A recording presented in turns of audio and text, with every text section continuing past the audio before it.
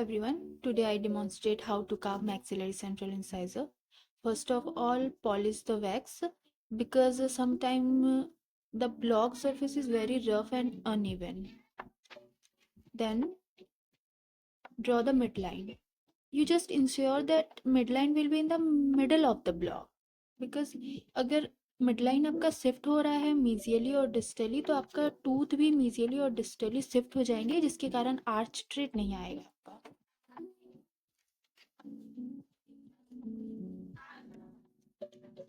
Then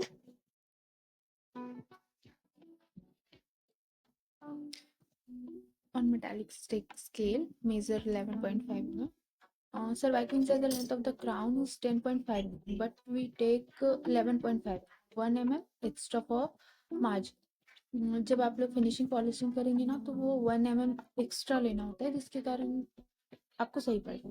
फिर length of the root 13 mm. इसमें 14 mm नहीं लेना ना क्योंकि 14 mm आपके पास एक्स्ट्रा वैक्स है. अगर आप पॉलिश करते हो ना तो ऑलरेडी आपका रूट का लेंथ बढ़ जाता है तो फिर वो वो प्रपोर्शन सही नहीं आ पाता. तो आप रूट को 13 mm ही ले क्योंकि आपके पास वैक्स है. अगर आपका रूट छोटा दिख रहा हो then we have to transfer mesiodistal width of the crown at cervix and mesiodistal width of the crown and remove all the extra wax from mesial and distal side.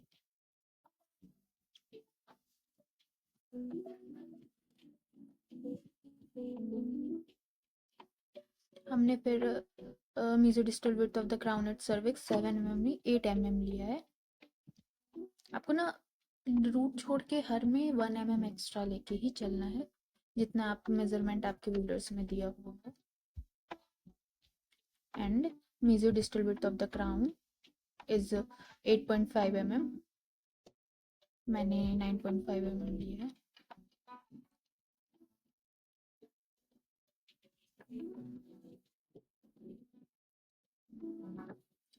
Then ना आप crown को ना 3 portion में divide कर लो. Cervical third, middle third and incisal third.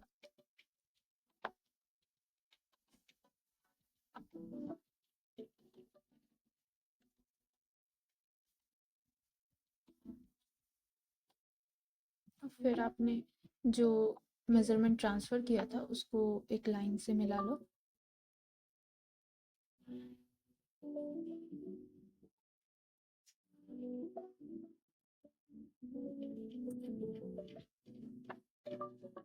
and remove all the extra wax. ये ना आपकी फर्स्ट टूथ है तो काफी अच्छे से संभल के करो क्योंकि कटिंग ना अनइवन नहीं होनी चाहिए.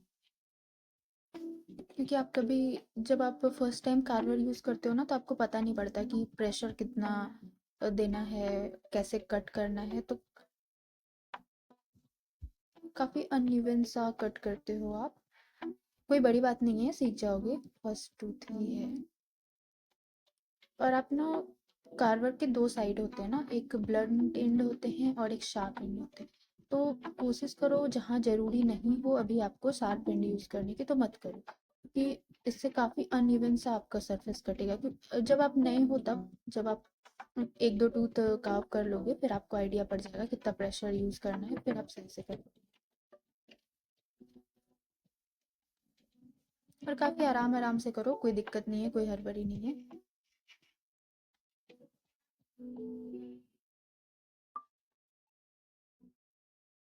आपके एग्जाम में 45 मिनट्स होते हैं एक टूथ कार्व करने के, तब तक आप सीख जाओगे.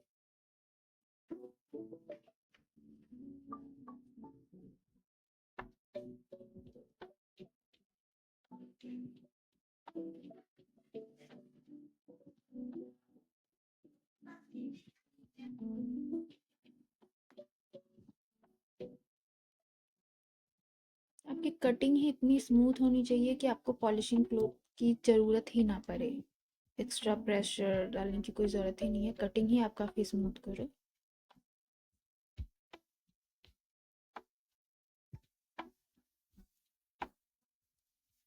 Then rotate the wax block and transfer labiolingual width of the crown at cervix and labiolingual width of the crown.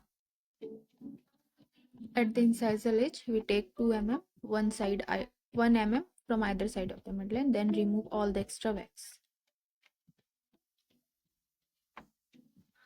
इतना हो जाने के बाद we move towards the root portion. Generally आप थोड़ा रूट का आउटलाइन ड्रॉ कर लो for your convenience. Then हमने मिड लाइन ड्रॉ किया. अब ये सारे एंड क्राउन को 3 पोर्शन में डिवाइड किया. फिर से हमें सारे मेजरमेंट को क्राउन में ट्रांसफ़र करने हैं. Which is a labiolingual measurement of the crown at cervix is 6 mm, but we take 7 mm, and labiolingual measurement of the crown is 7 mm, but we take 8 mm. इसके बाद हमें दोनों को मिला लेना है और फिर ये क्राउन पोर्शन को इस तरह से ड्रॉ करना है. आपको ये ध्यान रहे कि इंसाइजल एज में जो आप ड्रॉ कर रहे हो ना, वो एकदम सेंटर पे होना चाहिए. 1 mm from either side of the midline.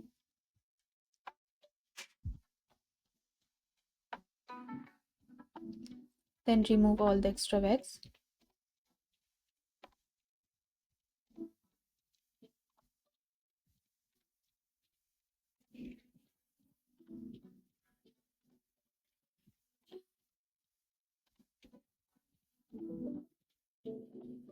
मैंने मिडलाइन वहाँ इसलिए ड्रॉ किया ना, क्योंकि फिर जो आपका इंसाइजल एज कटे वो एकदम सीधा हो.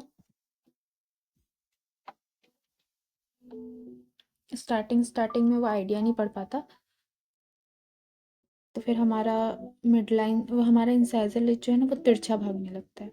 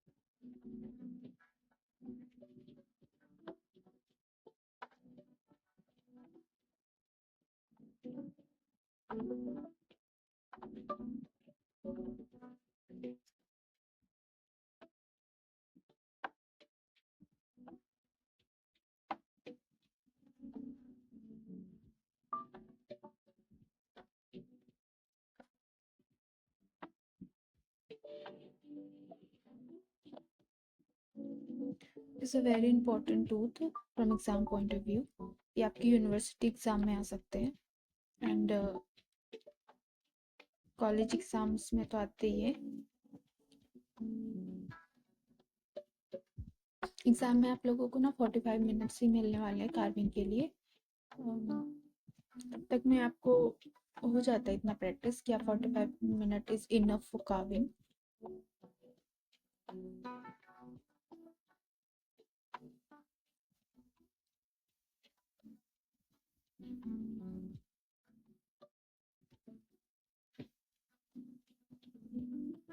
स्टार्टिंग में कार्विंग काफ़ी टफ जाती हैं लोगों को, कुछ लोगों को, बट कोई भी सीख के नहीं आता. आप कोशिश करेंगे तो होने लगेगा. देन हमें क्राउन को लिंगुअली कन्वर्ज करना है.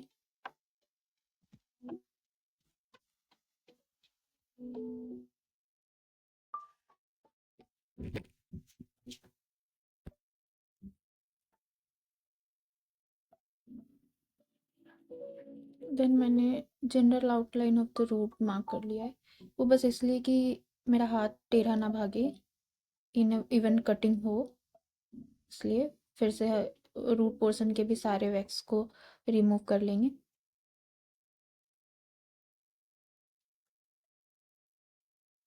आप ना एक साथ बल्क में रिडक्शन ना करें, क्योंकि ये आपकी स्टार्टिंग है. मैंने भी कम कम ही रिड्यूस किया है, ताकि फिर जैसा देखेंगे वैसे ही सीखेंगे आप. थोड़ा थोड़ा ही रिड्यूस करें।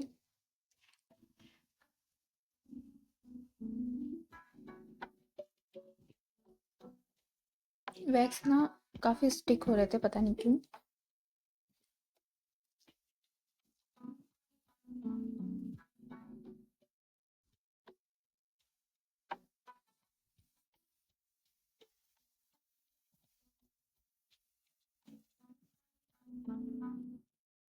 एग्जाम में ना आपको क्वेश्चन ऐसे भी आ सकता है कि curve the maxillary central incisor of right side और लेफ्ट साइड, और ऐसे भी आ सकता है curve the maxillary central incisor of quadrant number 1, quadrant number 2, या आपको टूथ नंबरिंग सिस्टम भी लिख के सेंट्रल इंसाइजर का नंबर दे सकता है एफडीआई में और यूनिवर्सल में। तो आपको देखना पड़ेगा ना कि अगर ये क्वाड्रेंट 1 का है तो डिस्टल किधर बनाना है, मीजियल किधर बनाना है।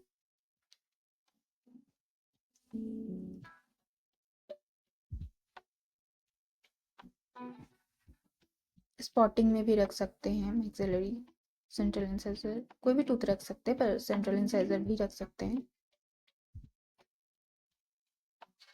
तो आपको जो टूथ को होल्ड करना है ना वो एनाटॉमिकल पोजीशन में ही होल्ड करना है, इस बात का ध्यान रखिए।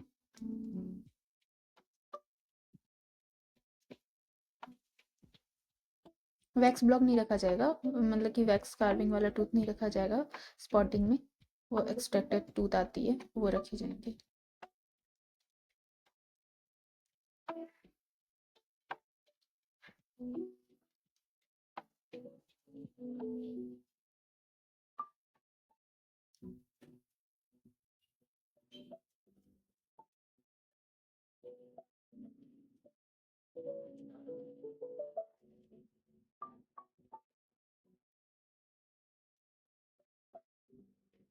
देन ना मैं अभी जैसे क्राउन को हमने लिंगुअली कन्वर्ज किया था, फिर मैं रूट को भी लिंगुअली कन्वर्ज कर रही हूँ।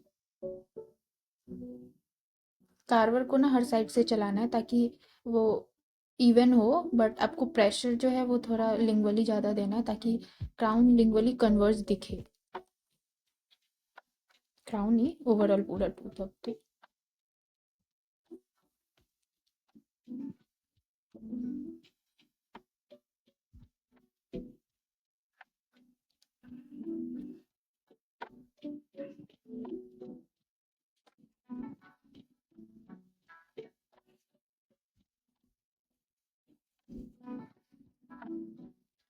देन आपको रूट को अपाइकली नैरो करना है।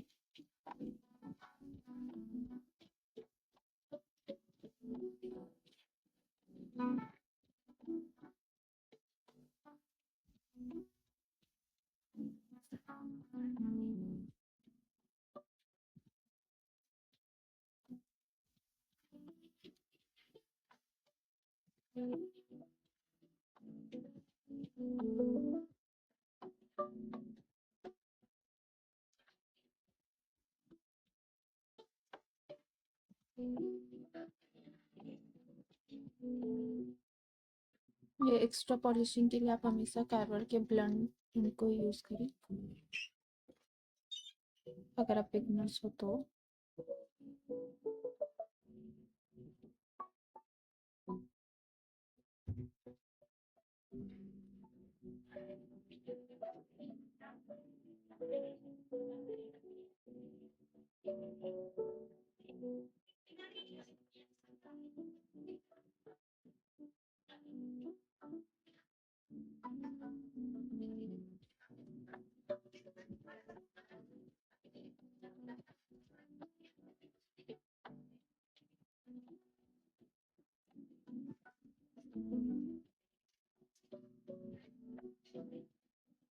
तो इस बात का भी ध्यान रखना है हाइट ऑफ कॉन्टूर लेबियली और लिंगुअली सेम पोजीशन पे हो।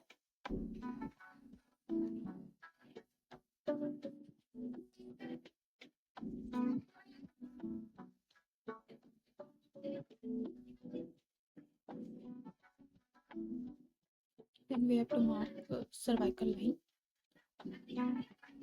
सर्वाइकल लाइन जो लेबियली और लिंगुअली बनाएंगे तो वो एक ही पॉइंट पे होना चाहिए, मतलब डिस्टेंस सेम होना चाहिए। कभी कभी ऊपर नीचे हो जाता है तो वो आई लेवल पे ही दिख जाता है, जिसके कारण आपके मार्क्स कर सकते हैं। फिर अगर आपको सिंगुलम को प्रोमिनेंट करना हो तो आप रूट को रिड्यूस करेंगे तो इससे आपका सिंगुलम प्रोमिनेंट दिखेगा।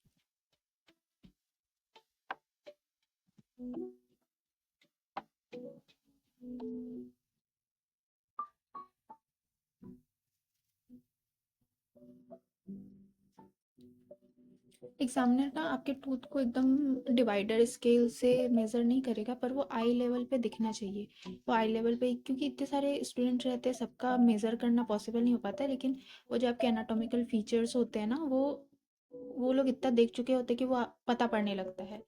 तो फिर आप टूथ को एकदम सही बनाओ, जैसे कि क्राउन ट्रेपेजॉइडल होना चाहिए।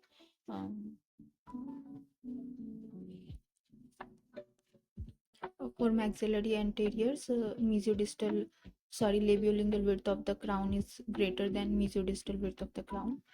ये सब वो देख के पता पड़ जाता है कि आपका टूथ सही बना है या फिर नहीं। और अगर ऐसा सोच रहे हो कि मैं छोटा भी बना दूंगी, क्योंकि 1 mm का डिफरेंस चलता है, पर 1.5 और 2 mm होगा तो वो दिख जाता है कि आपका टूथ छोटा बन गया है, तो इससे भी आपके मार्क्स कट हो सकते हैं। और आप टूथ को ऐसे होल्ड करो कि आपका टूटे ना। कभी कभी क्या होता है ना, रूट पोर्शन से ही टूथ आपका टूट जाता है, तो फिर आपके मार्क्स ऐसे ही, आप कितना भी सही बनाओ मगर आपके मार्क्स कट जाते हैं। तो जैसे मैंने पकड़ा है, आप एक बार देख ली। सपोर्ट के साथ आपको टूथ को पकड़ना है काफ़ी अच्छे से। फिर हमें सिंगुलम के साइड पोसा बनाना है, which is W shape.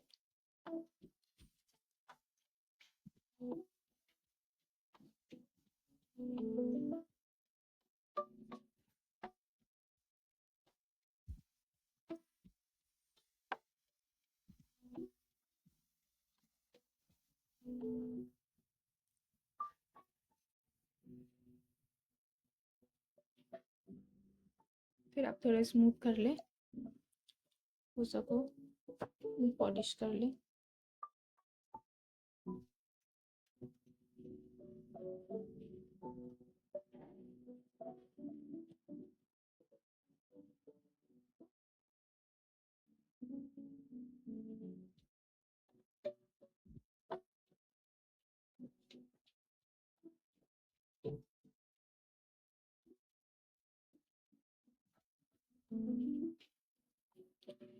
Distance एजल एंगल जो है वो राउंडेड होते हैं, तो फिर आपको राउंड करना है और पॉलिश करना है। ध्यान रहे कि मीडियल इंसाइजल एंगल पे ही पॉलिशिंग क्लॉथ ना चलाए, क्योंकि वो कभी कभी राउंडेड दिखने लगता है।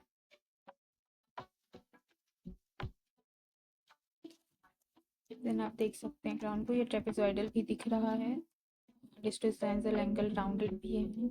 Cervical line bisecting the root, also bisecting the incisal edge of the crown, which is Thank another you for state of watching this video. maxillary If you distal enjoyed incisal. it, please hit the like button and the bell notification icon.